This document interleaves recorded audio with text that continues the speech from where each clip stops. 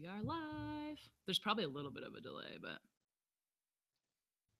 you see us? Not yet. What if you hit press play? Yay, we're live. Yay. What's up, fans, friends, people? We'll give it a minute or two just to let people join. But Ooh, 2 viewers. I can hear it somewhere in Yeah, your I think headphones. maybe it's here. Oh, I see. There we go. Okay. All right, cool. All right, guys. Bear with us. This is our first time. So if we have technical difficulties, don't get mad at us, please. So Kim Woozy here, co-founder of Mafia TV. First episode ever of Real Talk, a brand new live stream Q&A session, hangs. We've got my super good homie Namchi Van here. Hey, what's up, guys? And we're actually here in San Francisco right now at Namchi's office, which is the Eventbrite headquarters. So we'll talk a little bit more about that in a minute. But yeah, thank you for joining us. We're excited. For those of you who might be wondering, you may have noticed that we haven't been posting as much content this summer, haven't been as crazy on social media, and it's because I actually took on co-directing a nonprofit here in the San Francisco Bay Area called Skate Like a Girl. So we've been out doing events, skating, teaching girls to skate, and it's been super fun and rewarding. And selfishly, I just wanted to be able to skate because a lot of what we do with Mafia is on a computer. So I just missed it. So did that this summer, going to keep doing that. And then in the meantime, we brainstormed this new idea to do kind of like a talk show. It's not really a talk show, but a show where we talk to you guys. And I wanted to feature all my amazing friends, such as Namchi, who are just making things happen for themselves. We'll have a different guest each episode. But yeah, so I'm excited for today. For those of you who do know Namchi or don't know Namchi, you can ask questions in the chat window on the side there, and we will do our best to answer them. But yeah, we can go ahead and get started. Awesome. Thanks for having me as the number 1 episode. Yeah. It's a lot of pressure. No pressure. No, I'm excited. Yeah. Well, for me, I went to school for video production, and I learned digital photography at my first job at Osiris Shoes. So I always have a huge amount of respect for photographers and really just anyone creative. Yeah. But yeah, so the way I'll share with you guys a little story. The way that I met Namchi was she literally just emailed us info@Mafia, and she was like, hey, I shoot photos. And we used to get a good amount of emails with different intern or people wanting to intern or contribute, which I'm always stoked on. But I clicked on your website, which at the time it was Mosh Lounge, I think, right? Yeah. And I was like, damn, these photos are so good. It was mind blowing because it was concert photography, and it's just, I don't know. I know how hard it is to take photos in a dark, sweaty room. Yeah. So I mean, what happened with that was when I was in college, I finally got my dream camera set up, and I actually wanted to be a filmer. Mm-hmm. And I didn't have anyone to film, and I was living in San Diego at the time. And then I got this job up here in the Bay Area. So I moved up here, and then I was like, I need to find people to shoot and all this stuff. So I found Mafia along with Hoopla and Meow and this huge girl community that I had no idea about. And then that's when I sent out the same blurb to every single company. I was like, hey, copy and paste. Yeah, copy and paste to you and to Mimi and everyone that I didn't know. I was like, hey, I'm this filmer and photographer, and I also skate, blah blah blah. And literally, I didn't really hear anything back from anyone. Even from Mafia, I didn't hear back from you guys for 6 months or so. So that's when I was like, well, I have this really awesome camera gear. I need to use it somehow. And at the time I was going to a lot of shows, and I was like, how do I utilize this to my advantage? I'll just create this publication called Mosh Lounge and get into shows for free and take photos. And that's how I kind of built up that portfolio. Mm-hmm. Because no one in the skate industry was getting back to me. Yeah, that's kind of how I got that. But luckily I did that, because then totally, yeah. Well, that's honestly, yeah, that's why I was like, wow, she's actually creating something for herself. And it's impressive because a lot of people will reach out and it's like, oh, I just graduated school, and then it's like, all right, cool, like that sounds really awesome, but it does really stand out when you have your own work to show already. So Yeah. I was like, man, she's already out there doing it. So that was really cool. And then yeah, let's talk about what was that like. So like literally the first event, I was like, Oh my I'm god. trying to remember. I think it was 2014. It was the first time they had X Games in Austin, Austin. yeah. So I hadn't even been there yet. Yeah. And at that point, I think Lisa actually didn't come to that one because at that point, so Girl Skate Network was like the No, go-to. Lisa was at the first Lisa one. was there. Yeah, Okay. yeah. She was Oh there. yeah, she was filming. That's right. And then we were focusing on photos. That's what Yeah. it was. Okay. So it was like the first time they had X Games at Austin, and I think at that point things started just ramping up. So I was like, yeah, it'd be really cool to go out there and shoot photos, like high quality photos. I think that was what was missing is that Yeah. most contest coverage was like not, aside from Lisa, like there was really no one else Yeah. doing it.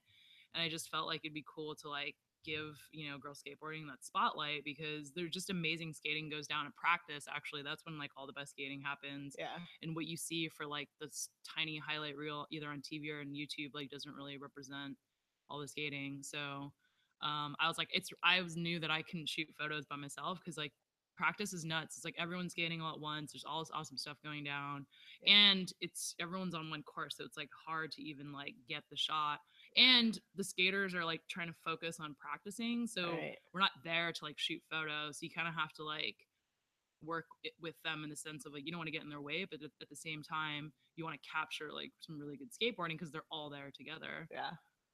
So then I was like, all right, do you want to come to X Games? Oh my Like, god. it was like we had never met yet, and it was like our first event. And I was like, do you want to come? And like, Yeah. luckily you said yes. Well, yeah, basically I got this email. It's just like, okay, let's have like a Skype call or like interview or whatever. And so like we're like talking and then like, yeah, well, I have this event coming up in a few months.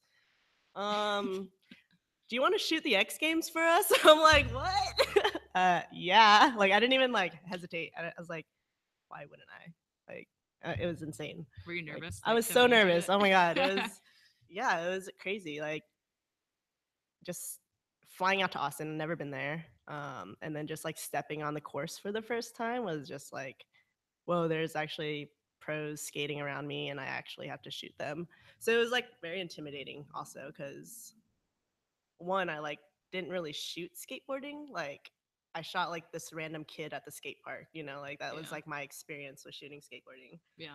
But I grew up around it, so I know like, okay, I need my fisheye or I need to get like this lower angle. Like I knew like the logistics and like the basics, I guess. Um, but yeah, just being thrown into the deep end basically was like really intimidating. And also like I didn't know any of the skaters. Yeah. Now I can like call them my friends, but back in 2014, I like literally didn't know them. So I felt like it was harder to get the shot back then Yeah. because when you don't have like a relationship with whoever you're shooting, it's harder because you don't want to get in their way. And like you also don't know what tricks they're going to do, what stance they are, how far out they go. Like to get in their space, you actually have to know what they're going to do and when. So that was really challenging at the time. But I think I got some pretty decent shots from that X Yeah, Games. you got some amazing shots. Like you Yeah. did so good.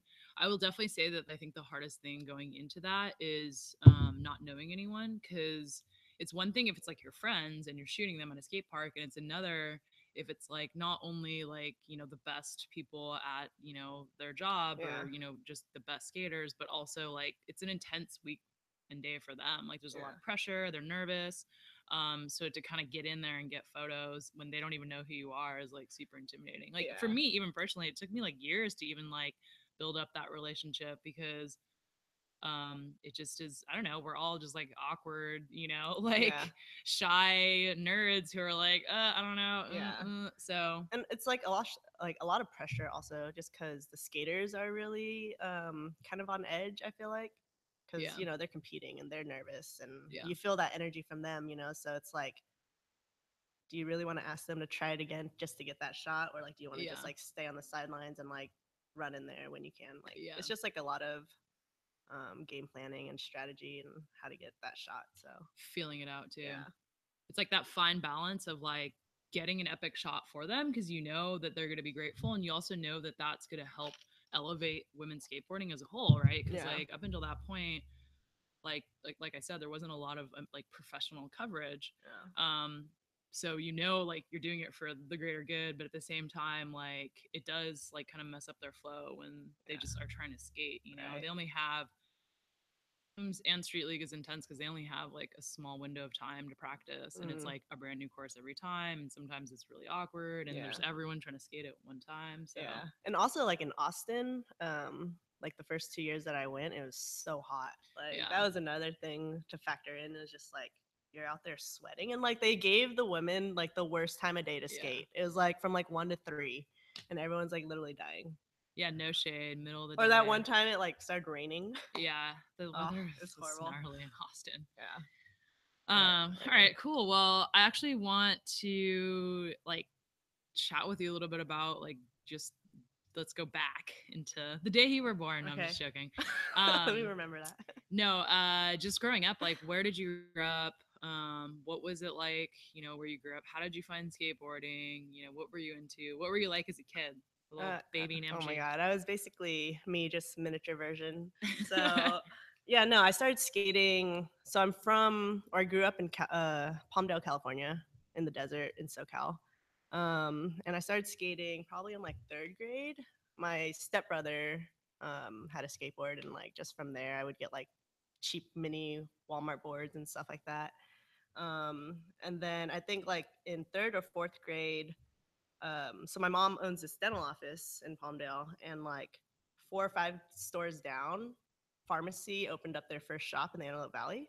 Mhm. And like it was like this cool skate shop that had like a mini ramp and stuff. And I was that like little annoying kid that would come over with my scooter and be like, "Can I ride on your ramp?" and like all this stuff. So I basically like kind of grew up with the pharmacy guys like back in the day. And my mom would like just drop me off after school, and I would like help put boards together and like just kind of like help them around the shop, and like they would teach me how to skate.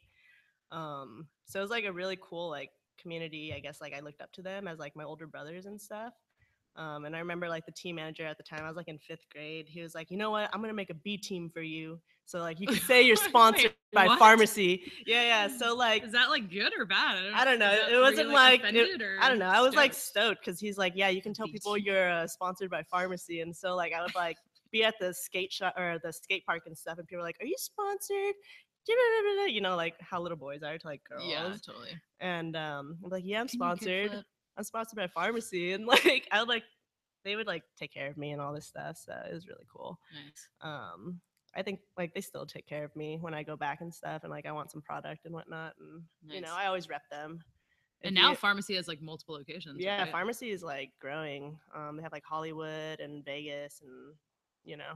And where you grew up, Palmdale was the original Yeah, shop. well, Victorville is the original shop, but then they opened. I think the Palmdale shop's like their second shop. So Gotcha. yeah, Cool. um, That's awesome. yeah, it's So were fun. you the only? You were the only girl? Yeah, I mean, there's like maybe a girl here and there, but I was definitely the only girl that I can remember at the skate park. Yeah, And then like yeah, I always got heckled by little boys, just like, "Are yeah. you a boy or a girl?" I'm like, "Oh my god." Did you like feel different and like weird or like? I mean, this is like a common question that everyone asks, like female skaters. Like, did you uh, know that you were different, or is it just like, oh, whatever? Like they no, I happen was to be just dudes. I don't know. I just thought I was like a skater, just like a little kid skating. Any different, I guess. I don't know. I don't know how to answer that. I guess. Did you okay, so like how about how did you first get in like what made you did was it like why did you even first start skateboarding? Because like back then it wasn't like Yeah. mainstream how it is Well, now. it was just like all the neighborhood kids and stuff would like have bikes and scooters and skateboards, and we just always played outside. Yeah. So I was like into like BMX and rollerblading. Actually, that's how I got started skating, because I would go to the skate park on my rollerblades, Yeah. and then I would like take my scooter, and then like when I started hanging out at pharmacy more, I like got a skateboard, and they're like, "Oh, like you shouldn't scooter anymore, or like you shouldn't rollerblade anymore. You should just skate." And then so I just like started taking my skateboard everywhere. Best advice ever. Yeah, like I remember like in fourth grade or something, we had like everyone teach the class like something to. It was like a project or something, and I like taught the class how to ollie. Like Yeah. I don't Nice. know. It was just always something a part of me. I felt like it was cool and just like hanging out at pharmacy and Yeah. I don't know. So as you like started getting into it and skating more, like who did you look up to? Was it like local guys at the shop or like were you like reading the magazines? Like did you know about like other pro female skaters at the time or Um, yeah, I mean, I would always like read magazines and stuff. So like the guys at pharmacy would actually make me like do homework and like sit down and be like count how many stairs are on this staircase, like in the magazine and stuff like that. And like I would know my skaters. But like Tony Hawk Pro Skater was there, so that's how I kind of got familiar with like the pro names. The Mhm. only woman skater I knew was Alyssa Steamer at the Mhm. time. There was Mhm. also this girl that was on pharmacy. I forget who she was or what her name was. Mhm. But I remember skating at a demo that pharmacy had at like this Harley Davidson convention. And there's like a rail, like a little handrail that I just kept trying to do. And I was like probably in fifth grade. And I remember her coming up to me and just being like, keep skating, like keep doing it. Nice. And so that's like what I like my memory of her. I just wish I remembered her name. I bet we So could if you're figure out that out. there Yeah. and you used to be If you're sponsored by watching. pharmacy like back in like 1999. Was she local like to No, Palmdale? she wasn't local in Palmdale. She was Okay. just on the team. Okay. Because she's probably from Victorville or something like Okay. that. Cool. But yeah, I just remember that memory. I was like, okay, that's cool. All Because right. like I wasn't used to seeing female skaters at Yeah. all. Yeah. So. Nice. Well, let's find her. If anyone knows, pharmacy circa what time? Around Early 2000, yeah, 2000s? early Okay. 2000s. Very Yeah. cool.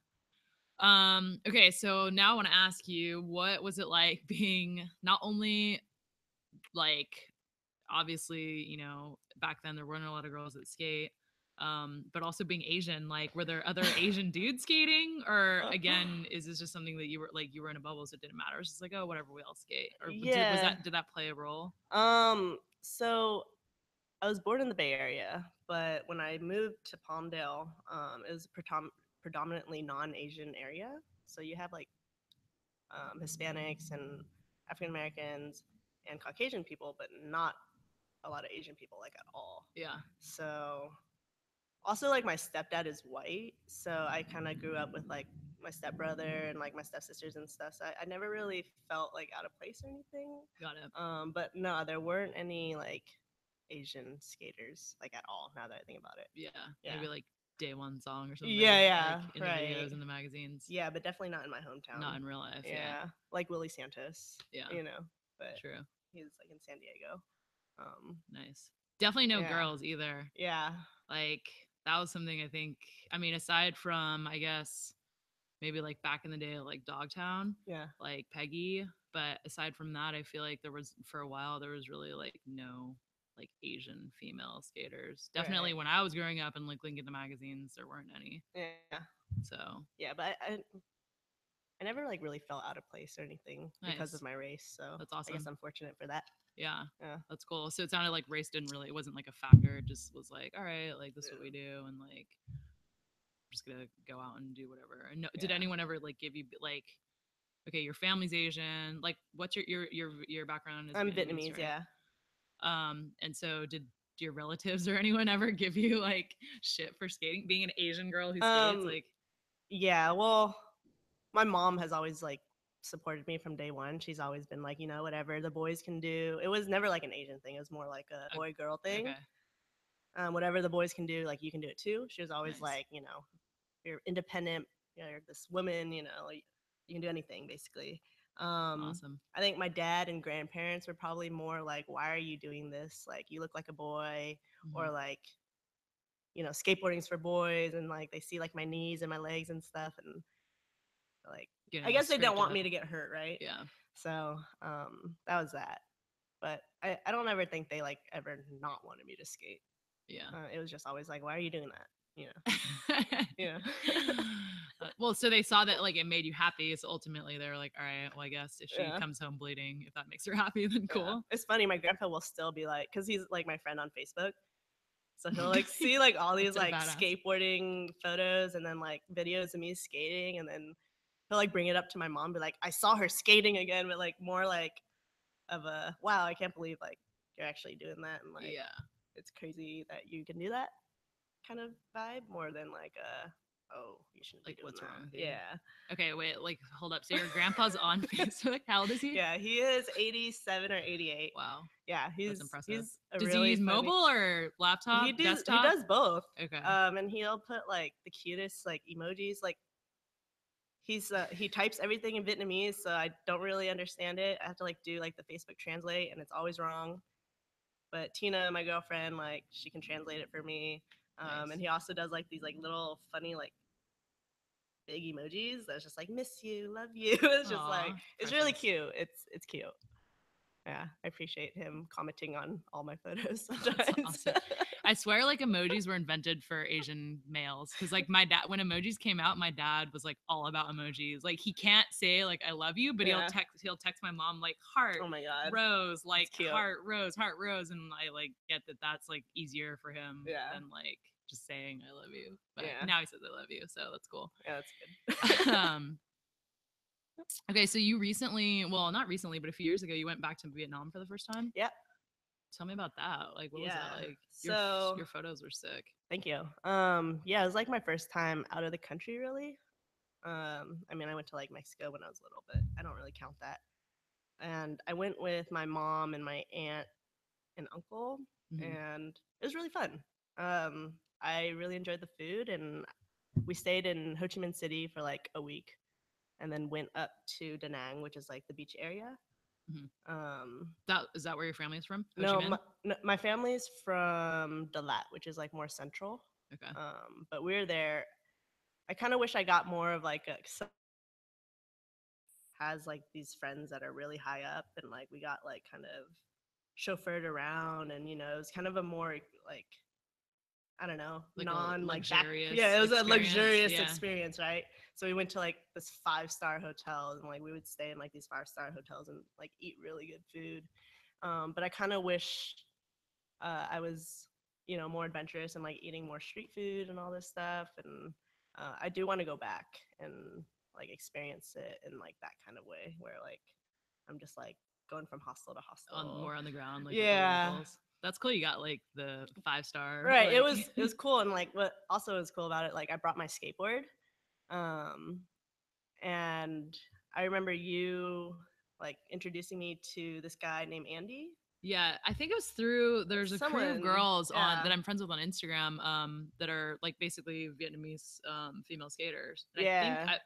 I remember it must have been like a Facebook message or something like that. Yeah, it was just like, hey, like, Namchi's going to Vietnam and you guys live there. What should Yeah. she do, Yeah. basically? And Andy got back to me, and he actually, at the time was living there, had this, like, just opened up, like, the first mini ramp park in Saigon or Ho Chi Minh City. And so I brought my skateboard, and like my mom was like, "Why are you bringing your skateboard? Like, what is there to skate there?" And I was like, "I'm just gonna bring it, and like I'm gonna meet these people, and we're gonna skate, and it's gonna be a great time." So basically, just get like this address and gave it to the taxi driver, and he's like taking me and my cousin to like some very rural area away from the city, Mm-hmm. like over these like Kind of sketchy sketchy. bridges, and like I'm like, where are we going? Oh my god, this is crazy. And then we finally get there, and it's like we get to this photo studio. It's Mm-hmm. like basically a place, people come and they take photos and stuff. Mm-hmm. But they built this like mini ramp there. It has like a spine and stuff. And it was actually like the grand opening that week that I was there. So it was like a party basically. Like I walked in, it was like sponsored by Red Bull. There was like trap and like reggae blasting and like DJs and like people spray painting, and like Nice. it was really cool. And I was skating, and I was like, I can't believe I'm skating in Vietnam right now. And all the people around the photo studio were like looking at the skate park like, what is this? Like a Yeah. lot of people hadn't seen like skateboarding before basically, I bet. and let it Definitely go not a like a girl girl. Yeah. skating. So it was just like Andy was very nice. He opened it, and he wanted to like teach kids how to skate there and stuff like that. So it was a really cool That's it. community to just like jump into and experience for a day. Yeah. Cindy asks, are those photos posted anywhere? Yeah, I think definitely. you posted them where? On Facebook? I think I just posted on Facebook, like on my, In your albums? yeah. Okay. I'll have to get them on my website. I'll post them on my blog, and I'll send them. Yeah. To, namchivanphoto.com or just it's just namchivan.com? namchivan.com. Namchivan.com. I'll update my blog with them or something. Sick. Yeah. Yeah. So wait, and didn't you tell me that you ended up being on TV? Like you were on the local news, like your aunt saw you or something, like after you came back? Yeah, so it was like a pretty big deal, like in Ho Chi Minh City. So they had like news people come out. I totally forgot about this. Um, and they just like shot me skating the mini ramp basically, and like my aunt's like in the hotel room, just watching the news, and she like sees me and my cousin just like out there. Dude, that's Like, such a trip. Dude, that's some full circle like journey. So you like went back to Vietnam for the first time, yeah, like motherland trip. You like brought your skateboard yeah, and then ended up skating like at the skate park opening. Like you yeah. just happened to be there at the exact day that it was open, It was pretty crazy. and then like ended up on TV like Yeah, skating. it was great. That's so cool. Um, yeah, I just remember like being there and like taking it all in and just being like, wow, like this is pretty cool. Yeah. I actually feel like I'm in like Long Beach right now. Like this doesn't feel like Vietnam, Yeah, interesting. Even though like all the pavement and everything's like dirt around me, it just felt like, I don't know, like I was in California or Yeah, something. because of the cult, like Because of of the the culture. It was culture, like yeah. skateboarding, b-boy, DJ. Yeah, yeah. Yeah, that's It so was cool. awesome. Yeah, I think that's like something that's unique about skateboarding, and just like I feel like a lot of cultures now, like subcultures now, because of the internet and just like people traveling. It was like I remember when I went to X Games Asia for the first time, Yeah. with Karen Jones, and they had a vert contest out there, and it was my first time. I've only been to Shanghai once before, but it was Yeah. my first time back to China. Like my grandparents are from China, and it was such a trip being there because like I would help translate. Mhm. But I was like, I never thought like skateboarding would like bring me to like the motherland, let alone like for me to be able to contribute something. Yeah. Because I remember Karen was like all about shopping, and she's like, let's go like get deals in like the market, and I would just like pretend that I don't know, I'd be like the in between person. I'd be like, no, she says that's too Oh my expensive, and god. like we'd It's pretend to like walk away. bargaining. Yeah, It's but funny. yeah, that's something really cool. And I think more recently too, like that's what I'm excited about in terms of like skateboarding and just like the international aspect, especially on the girl side, like what's happening in Japan and like girls like Aori like Yeah. coming up and like killing it, like Yeah. secretly. Okay, so like I love obviously all the homies, all the pro skaters here. I'm friends with all of them, but like when Aori came to the scene, I was just like, dude, like there's just like this aspect of like inside my heart where I'm just like, it's so awesome to see like a little Asian girl like kill it in this like subculture. Because for Hmm. me, like when I was growing up, like I loved like surf, skate, snowboard culture, but I always felt like kind of like an outsider because I was like, there's literally everyone's blonde and like tan, so like Yeah. I'm gonna try to be blonde, like literally, and tan. And then when she came up, it was just like, wow, you could be like from a foreign country, you could be like fully not even speak English Yeah. and like have respect like inside this Yeah. culture. Yeah. Even like Kisa, right? Yeah, Kisa for sure. Yeah. I think she was the first Asian I saw in the scene because Yeah, she was like doing like the Vans competition and yeah, stuff. But then yeah, Aori, and now like yeah. I feel like a lot of people from Japan are coming Totally, up. yeah. Yeah, and even before that, like when I met Alicia and Lizzie too, because they're both part Asian, there was kind of that aspect that I was excited just in general to for like now these activities like this culture to be like really for anyone. You don't Yeah. have to look or be from a certain place, Yeah. which I thought was cool. Obviously too, girls like Samaria opening the door, like it's literally now like for everyone and Yeah. anyone, and there's role models for like each type of person. So I think that's something that's really cool and unique to like skateboarding and especially like women skateboarding. Yeah. Definitely. But cool. Well, Stephanie says Yuri is queen. Yes, Yuri is Yeah. awesome. Yuri's great.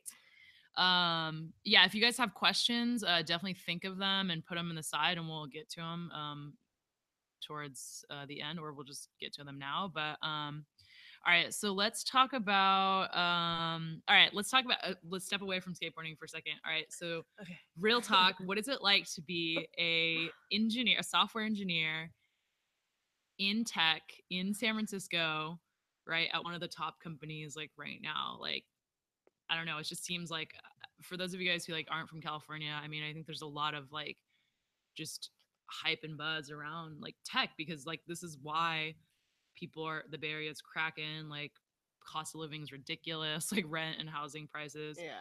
Um there's obviously good and bad, you kind of hear both, but like I don't know. I don't have that many friends in tech, but I Yeah. just think, I'm wondering like, what is it like to know that you're like part of, kind of the quote unquote like changing the world? Because in a lot of ways, like it is like Facebook, YouTube Live, like the fact that we're even doing this right Yeah. now, like it all started like here in like Silicon Valley, like Bay Right. Area. Yeah. I mean, I've never really thought about like what's it like. More of like it's just kind of my way of life. I've been working at Eventbrite. It's actually my 5 year mark this month. So I've Nice. kind of been in this tech bubble for the Yeah. past 5, 6 years. Um, and it's just really, I mean, I really enjoy my job. Like I'm a front end engineer and I get to like make stuff on the web, especially for Eventbrite. You know, like I guess I help people come together for events, right? Yeah. Because that's what we do is like we help sell tickets to attendees and help organizers host their own events. So it's really cool to be able to um, be part of this team that helps build that community. Mm-hmm. Got it. Yeah. Cool.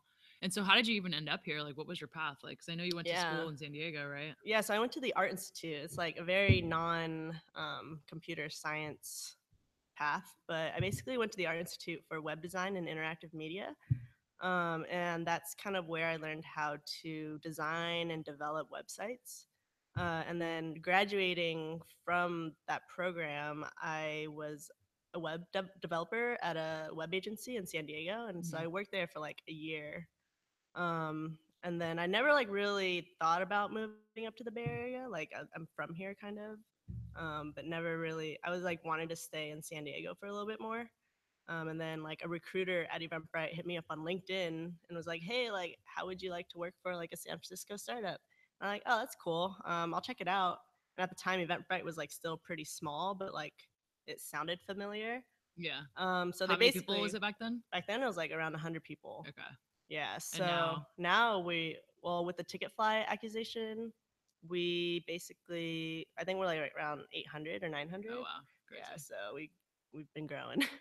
But yeah, basically like they flew me out here for like a weekend interview and they're like, well, I mean, if you don't get the job, at least you get like a weekend in San Francisco. Yeah. And then after like the 2 days of being interviewed here, the following day, they're like, hey, how would you like to work here?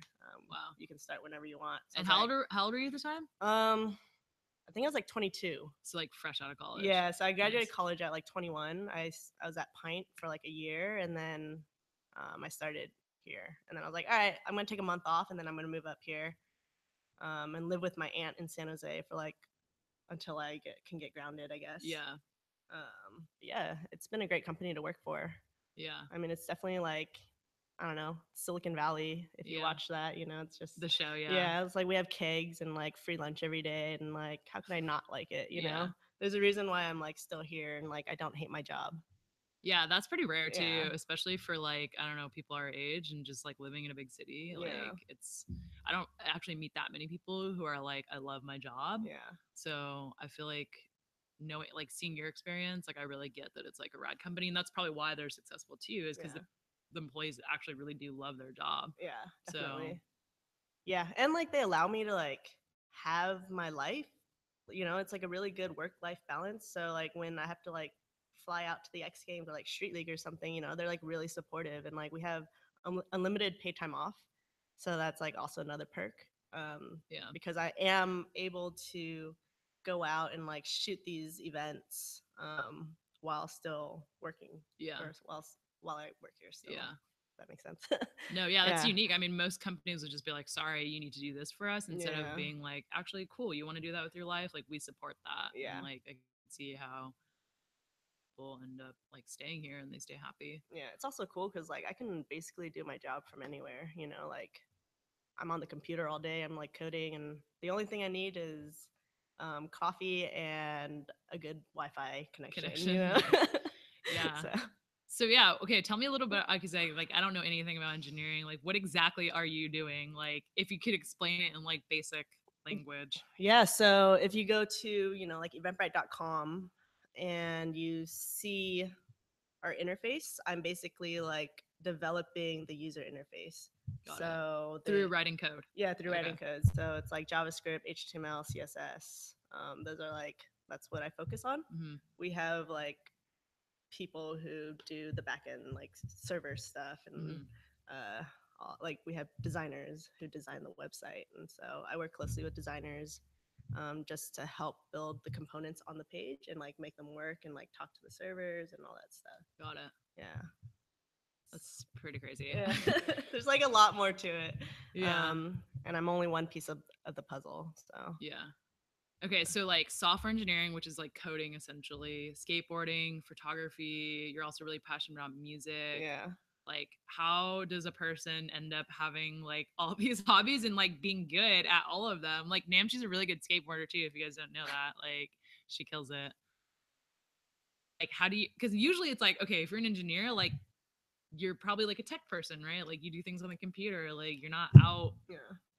like, well, you can travel, but like, I don't know, skateboarding engineering, like, Yeah. I I feel like, I mean, that's kind of a stereotype, but in general, like, I feel like that's what's something that's super cool about you, is that you're unique. You're unique in that sense, is that you have all these different hobbies, and like they're kind of like atypical. Like kids who go to music festivals, you know, like I wouldn't usually imagine them like being able to like have the attention span to like sit down and code for hours. Yeah. Or I I mean, don't know, maybe that's just a maybe stereotype, but that's the thing. Is like my attention span pretty short, so I'm always like, moving to the next yeah, I'm hobby. always like, oh, I need to like play the guitar for a little or like code right now, and like, I don't know.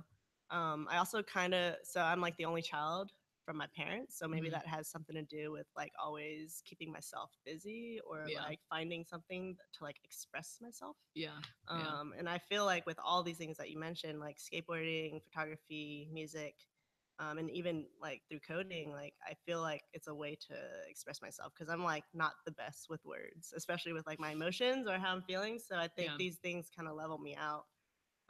If I'm having like a really hard day, like I'll go skate and like everything is okay, yeah, you know? totally. So That makes sense. So like different ways to like get yourself out into the world, yeah, whether it's like basically. music or skateboarding or motorcycles. Like, tell me Yeah. about that. That's like your newest hobby. Yeah, I Like, mean, it's we my rolled newest up. obsession. Yeah, we rolled up here and like this is super loud bike, and I'm like, that's totally Namchi. And I like tried to get her on the Instagram story, but she was like down the street already.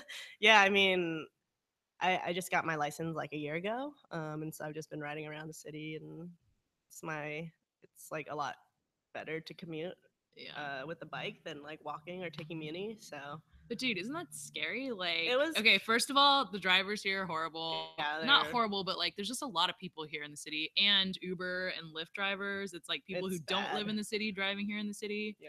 And then you have like the hills. So like Oh if you guys yeah. haven't been to SF, it's literally like this. Like the hills are like this, or Yeah. like so So like how do you, I live on yeah, a I hill don't, that's like this, and like I have steps that go up to my house. yeah, Like like it's you like that know steep. it's steep when like the sidewalk can't just be a flat sidewalk. It literally has to be like Yeah. stairs. I mean, I was definitely scared at first, and like I took the motorcycle course, like the training course, got my license, and then bought my bike. And like I had no experience riding on the streets at all.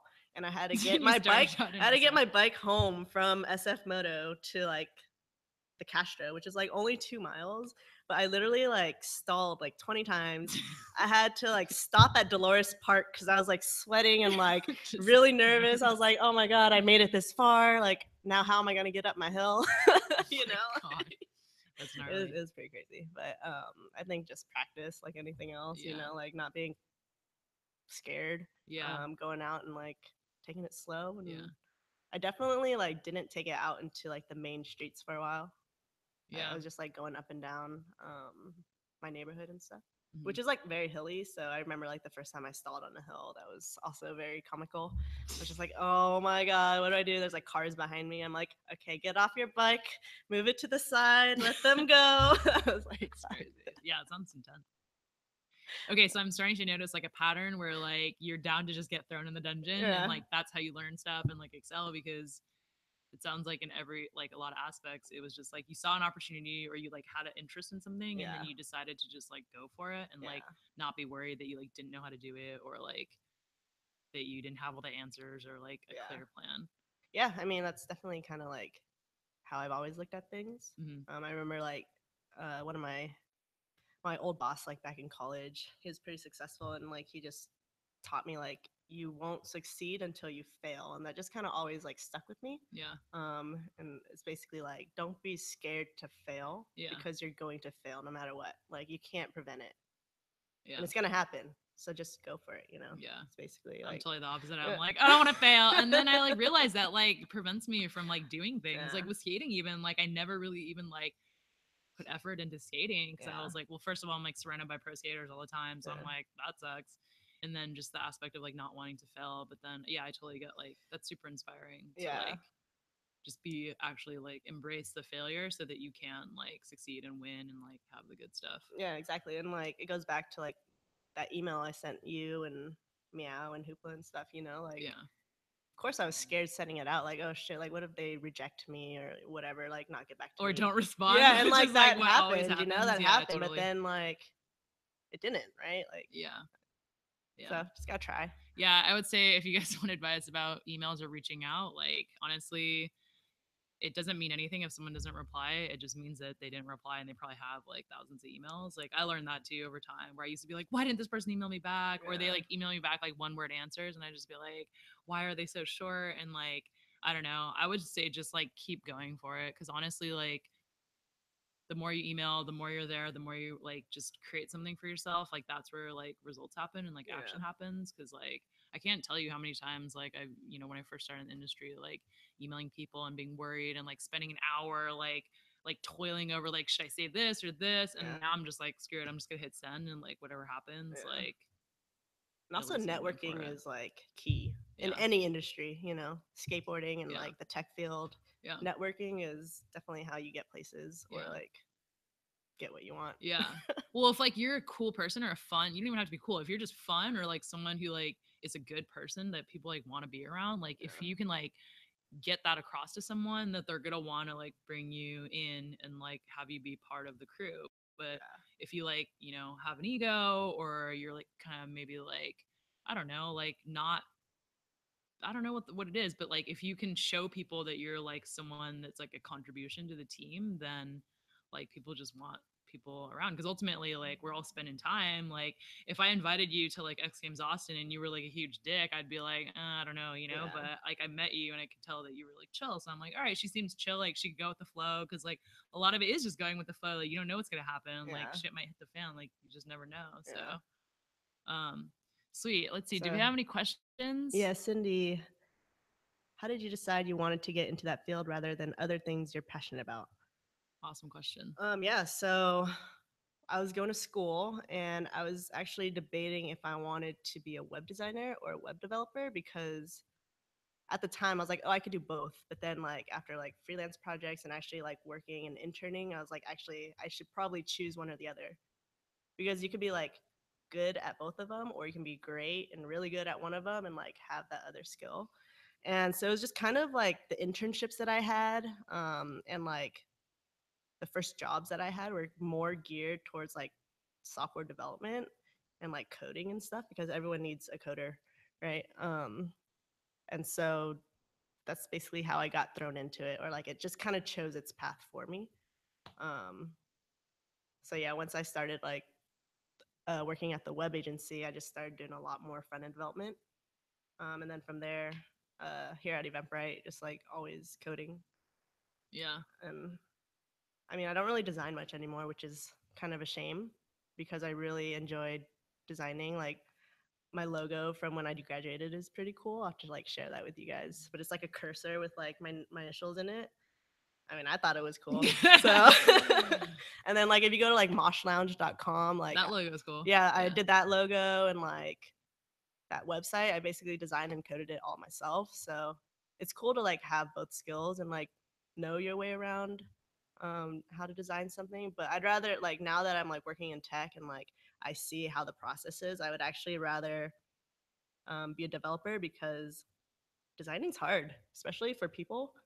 Yeah. It's only easy when it's for yourself, Yeah. because you can be your own critic and be Picky. very Lots of picky. opinions. Yeah, very picky, and That makes sense. with development, if it works, then it Yeah. works. People It's more don't know, functional. right? Yeah, Yeah. That's cool. Well, I would say like that's one aspect that I really like about you is that like you have all these different hobbies and passions, right? And like we all do. So like it's so easy to be like, I want to do this today. I'm going to do this. I'm going to do this. But like it like you have like this work ethic where you are down to like put your head down and grind, knowing that that's going to open up the door to do all these things that you love. So Yeah. like I think that's something that's like really unique too, that oftentimes people want that instant gratification of like I want a fun job or like I Yeah. only want to do the fun stuff, and they're not willing to put in the less fun stuff like the Mhm. time, the grind aspect. And I think I would say that that's probably one of the reasons why you've been able to be successful, not only like fulfilled like career wise, but like be able to do your hobbies because like you know like photography and motorcycles and traveling like it costs money, and like if you were an engineer like it'd be hard to like Yeah. get the money to make that happen. So it's Yeah. like you recognize when to get from point A to B, it's not necessarily just a clear line. Yeah. Sometimes you got to do some stuff over here and you got to shift and do stuff here, Yeah. and like it's more of like the body of like your work or like all the different aspects of your life coming together. Yeah. So yeah, I mean, like on that point, a few years ago when I was like really into the skate photography scene, like I really wanted to try to make that my full time job somehow. And I was spending like all this energy and time into that, and like I was still focused on my career job, but like not as much. I was like kind of checked out at the point. I was like, I want to like be a Yeah, photographer. Like, why am I doing this? And it's just kind of being like, this is my 9 to 5, yeah, yeah, And then I actually had to like take a step back, and like I think it was that Oslo trip when we went to the X Games in Oslo, yeah, where I took like my personal vacation time to go out there and work yeah. as a photographer. And by the end of that trip, like that trip was amazing, probably like one of the best trips of my life so far. I got a lot of good experiences. I got some good shots, got to document it.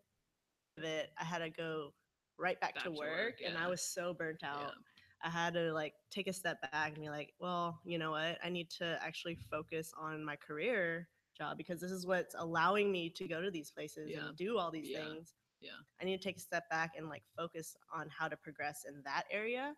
And I can still have skate photography and all this stuff while doing that, but just kind of shift around my priorities at the time. And yeah, like since then, like I've been killing it at work, so yeah. That's awesome. yeah. That's And cool. I'm a lot happier, a lot more happier. So Yeah.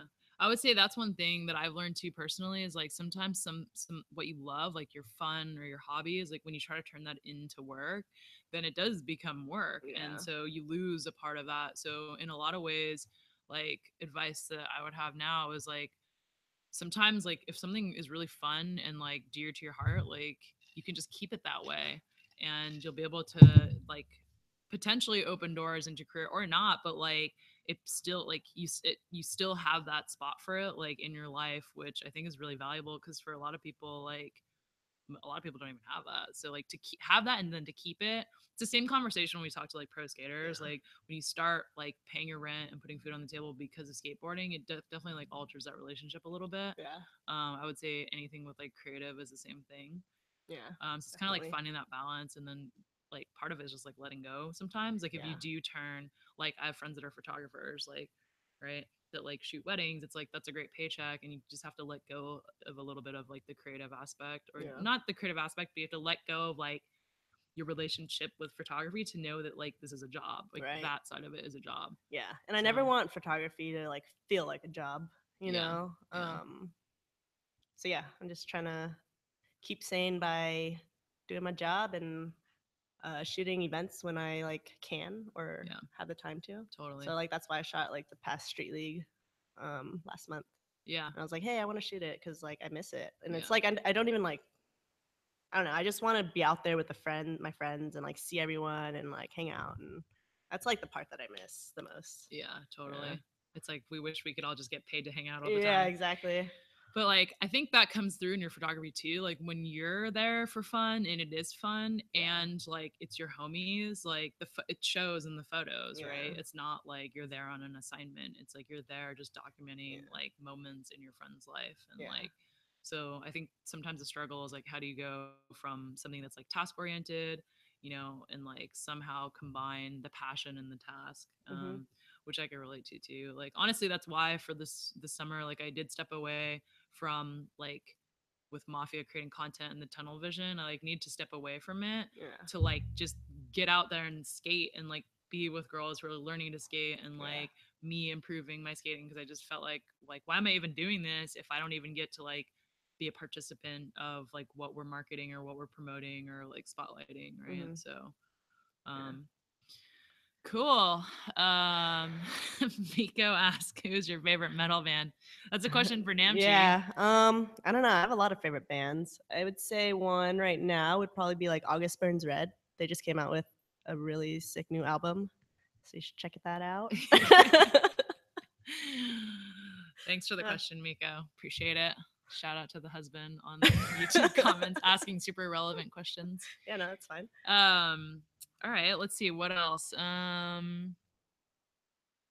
Any like gnarly photography moments, like whether it was a concert or like skating or just like anything Uh, where you're just like, I don't know, holy shit, like what just happened? Or like gnarly good or gnarly bad. Like, oh my God, I can't believe this happened. Or just like something, I don't know. I've had like a few like pretty funny stories over the years where like Nico, our friend Nico, we were in X Games Barcelona and literally we get off the plane and like I don't know, sorry Nico that I'm telling the story, but we literally get off the plane, okay? Same thing, like full on Nico's first trip, like we're in Spain, none of us have been there before. We get off the plane, we're jet lagged. We take a cab to the Airbnb yeah. and we get out of the Airbnb and we're like, cool, we're here. And then like the cab leaves and Nico looks on the ground. He's like, where's my camera bag? Oh And my I'm like, God. what do you mean, where's your camera bag? And he's like, he left it in the cab, Oh, like shit. straight up, and the cab was gone. And like, this is like foreign country status. Like, this is not an Uber. It's not like you can like message the guy, you Yeah. know? But luckily he was like super good friend. Like he was just chatty. He's like such a rad, positive dude. He was like chatting with the cab driver, and we ended up getting a hold of like we called the cab company. Like the cab guy remembered him, and he like literally came back and like Wow. delivered it. Like just because he like put out good vibes, you He's know? Because like lucky. that dude easily could have just been like, cool, $5,000 in my Yeah. pocket, Oh you my know? God. But any Yeah. have you had any gnarly moments like that Not that I with can think photography? of. Yeah, I mean everything's been pretty smooth so far, knock on wood. Yeah, But yeah, I can't really think of anything too crazy. yeah. Yeah. All right. I'm trying to think more questions. Who's your favorite skaters to hang out with? Do I have to give names? I feel Yeah, like, oh this is man. real talk. We're getting real. We're gonna Okay. pick favorites. Yeah, I mean, I really love hanging out with like Alexis and Lacey and Vanessa. They're kind of like the Oslo crew, right? Yeah. So, Also, like we're um, closer in age. Like they're older. yeah, Obviously, right. Alexis Okay, and like hanging out with Vanessa. the older skaters. Sorry, youngins. The babies. Yeah. But no, they're always a fun time to hang out with. Also, like when we went to Japan and we hung out with like Yuri and like her Yeah. crew, that was pretty awesome. So rad. Um, They were just, dude. Let's talk about that for a yeah. minute. P.S. I want to go back to Japan this winter. So we Yes. go out to Japan last winter with our friends Christine Savage and Fancy Rutherford. They're snowboard coaches, and they put together a women's snowboard camp in Japan. And it was like it's always been my dream to go. And I think I like just bought the ticket and I was like, screw it. And then I posted it on Facebook. And then you were like, hey, I want to go. Yeah. I was like, are you serious? I And then want to Hannah was go. like, I want to go. And Yeah. I was like, sweet, like let's all go. I thought it was just gonna be me by myself. Like I was stoked to be like a camper. Yeah. So we went out there and I had never really snowboarded with you, kind of like briefly for like a few runs, maybe like at a Boarding for Breast Cancer event, Yeah. Yeah. but not like on the level of like we're out there riding all Yeah. day. It was so much fun. Um, The snow was incredible. but yeah, dude, you super impressed me. Again, like you just went for it. I was like, dude, this is crazy. Like when we were like having that park session and Oh I yeah. think we were like practicing like board slides or something on Yeah. the boxes. I was just like, The park sesh was probably my favorite. yeah. Even though everyone was like all about the POW, I was like, I want more park. Yeah, that's the skater in you. Yeah, definitely. But then the last day of the POW mission where Yeah. everyone was just Oh my like God. fiending, like we're all crackheads. It was like definitely the Hannah. most fun trip. Yeah, it was like last day we hadn't really gotten like that deep POW, and then finally like all the stars. Everyone was lined having up. paranoia. Yeah, it was like paranoia. It was like screw breakfast, like no friends, like whoever's going, we're meeting at 5 a.m. Like Yeah. we're gonna go or whatever. And so it was just like kind of that core crew. And I think like Namchi I had was just, never like, really like been in POW before Yeah. that, really. Yeah. You You didn't know, understand like I, the I had addiction. no idea And what you're I was like, getting why are you guys into. like all like panties in a bunch about this pow? And like they're like really good riders too. So I was like the only one that kind of went that like had no idea what I was doing. And then you like It fully was, kept up, like, yeah, dude, kind because like of. the mental aspect of like trying to, because it's different, like skateboarding you're all like at a park, so even if someone's like a pro or someone's beginning you're still there together. Yeah. But snowboarding, it's like if you're at like slightly different levels, like it's hard to keep up, and then all of a sudden like you have this like feeling of like, oh, either I'm holding the group back Yeah. or like they're gonna leave me and I'm literally in a foreign country. Yeah. Like, am I gonna ski off a cliff? Like, I have no idea. So like just that mental aspect to like ride with like snowboarders that are better, like that was super impressive. Like Yeah. I've been there before where I was just like, so I knew how hard it was like for you, or just what like you were doing mentally, and I was like, damn, that's And gnarly. like, yeah, I didn't have like the right board or anything for it either, you know. But I actually won a board. Yeah, that's That right. was like Yeah. pretty awesome. I got that in the mail like a few months back, and it's pretty sweet. So Can't. now I can like actually go and ride POW Yeah. like legitly. Yeah. So Shout out to Fancy and Christina. yeah, It's such thanks a guys, fun, appreciate that. such a fun. It was cool to be camp like, because with skateboarding it's like we're working usually. So like with snowboarding it was cool to go and just like be a participant and like have Yeah, other people like take care of us. Like yeah. that was pretty awesome.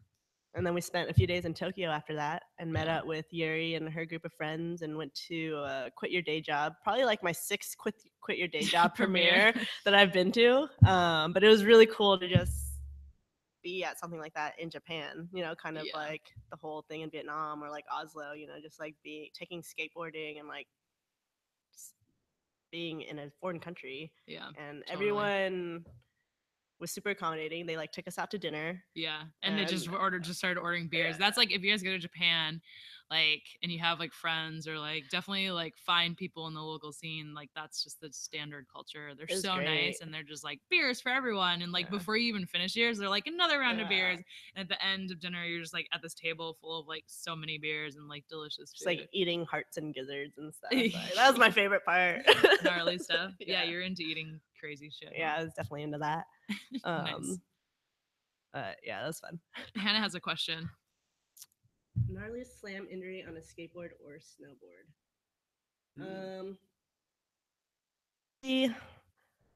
Spraining my ankle a few times on mini ramp. That's probably like the gnarliest one. I've never broken anything, so Knock on wood. yeah. That's impressive. I did during that Japan trip. I did break open my knee a little bit. Like there's like a dent in my shin right now. Was that from the park session? That was from the park session. Okay. And I just like basically like right here on my shin on the On the hard box? railing. On the lip? Yeah, on the lip. Broke my skin open and didn't realize it until we got home. I was like, oh shit, I was bleeding and I didn't know that.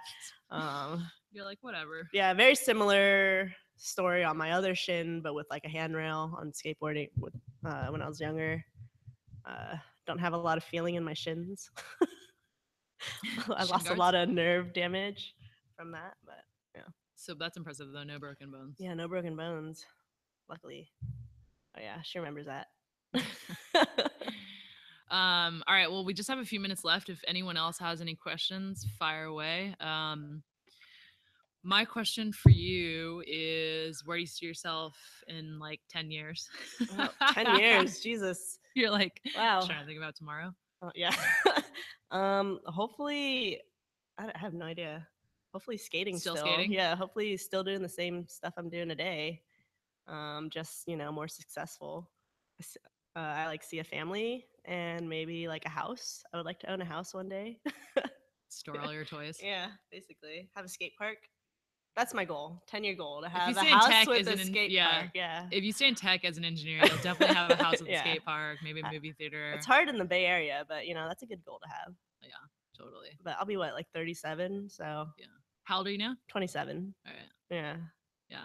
Killing it. Yeah. I just think it's inspiring for you to like do what you're doing, because a lot of people think like, oh, well, I can't skate and like have a corporate job, or like I can't do this and do this. So like the Yeah. fact that you're doing it is like pretty rare actually, and it's like inspiring to be able to like see examples of people who, you know, like work hard, stick with a company. Like honestly, that's super rare too. Yeah. Like a lot of people our age just jump from company to company Yeah. because they're like, oh, I don't like it, or like they get bored or whatever. Yeah. You just need to find like that company that is really good for you, or like that understand you as a person, you know. Yeah, totally. I had a few crappy jobs before this job, What are so some of the jobs you've had in the past? I don't think I've even ever asked you this before. well, in college I worked at a dispensary. I was actually the owner's assistant.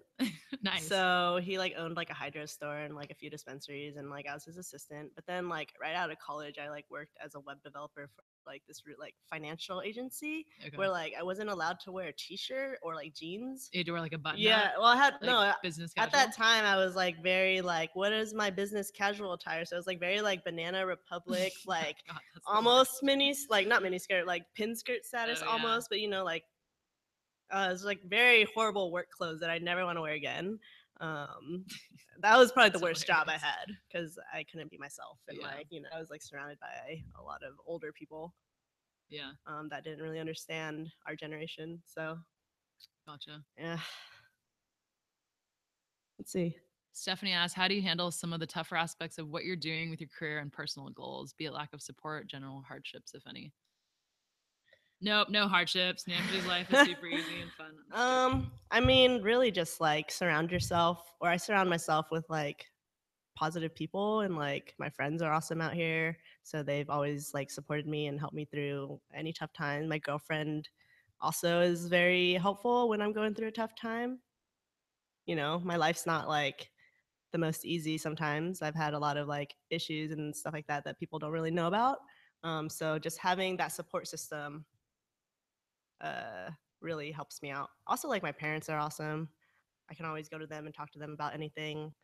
And just like taking the time that you need to be away from everything, also like personal vacations, like even if it's just like a trip down to San Diego for a weekend and like chilling at the cliffs, you know, just like getting that like mental headspace and like kind of resetting yourself is kind of how I've always like went about it. I don't know.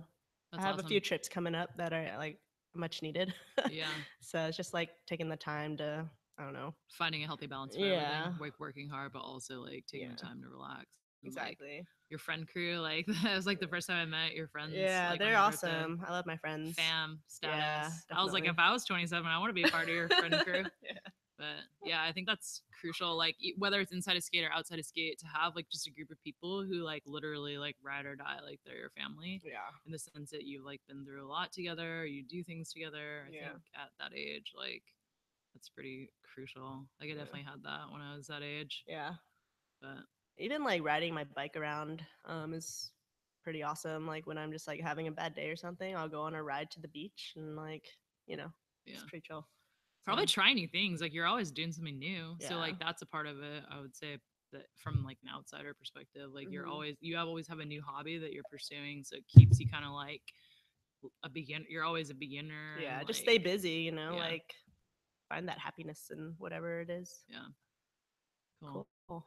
Shaw asked, "Do you feel that the Bay Area is the final settling place for both of you guys?" Man, what this is like my mom right here. I don't know. Maybe. For me it is for sure because I left for 10 years. Like I grew up in the Bay, went to San Diego for school, stayed there for almost a decade. Lived in, SoCal, as you know, Shaw, spent many nights on your couch. But I think just coming back home, and then for me it was just like being back with my family because my parents are up here, and just having like reconnecting. Like I kind of feel like for those 10 years I like did my own thing, was just like pretty selfish, like this Yeah. is what I want to do. And now it's like I'm back, being able to hang with my family, my parents most importantly. But yeah, Yeah. so for me, yes, Shaw, so that means you and Jaylee should move up here soon so we can hang out and be friends. Yeah.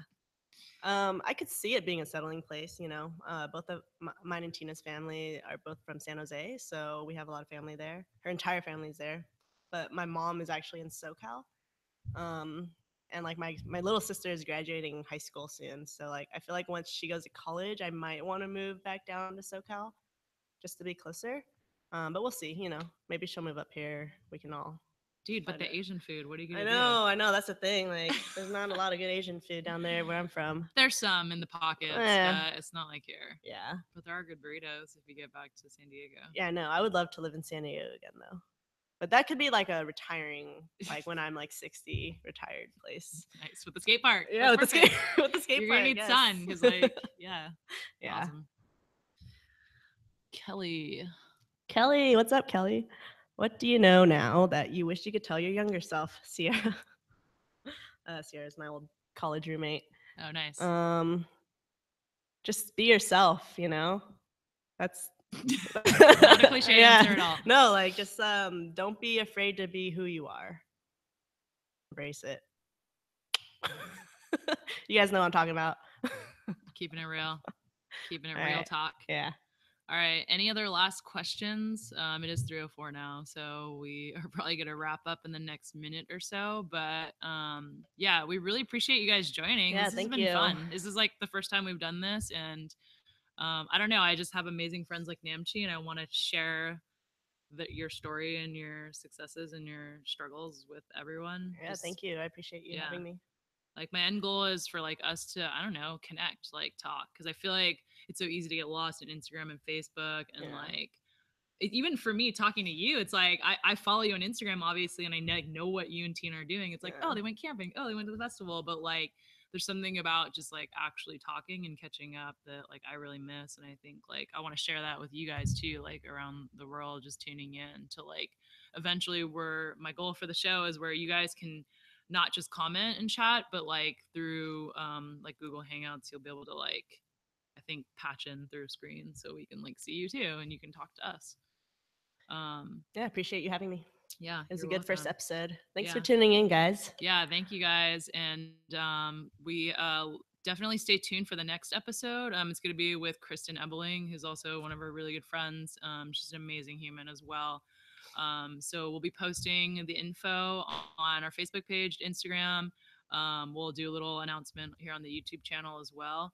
And yeah, feel free to ask questions and like comment if there's something that like you want to see more of.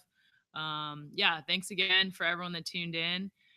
Enjoy your weekend, enjoy your Sunday wherever you are in the world, and we will see you next time. Bye, guys. Peace. Bye.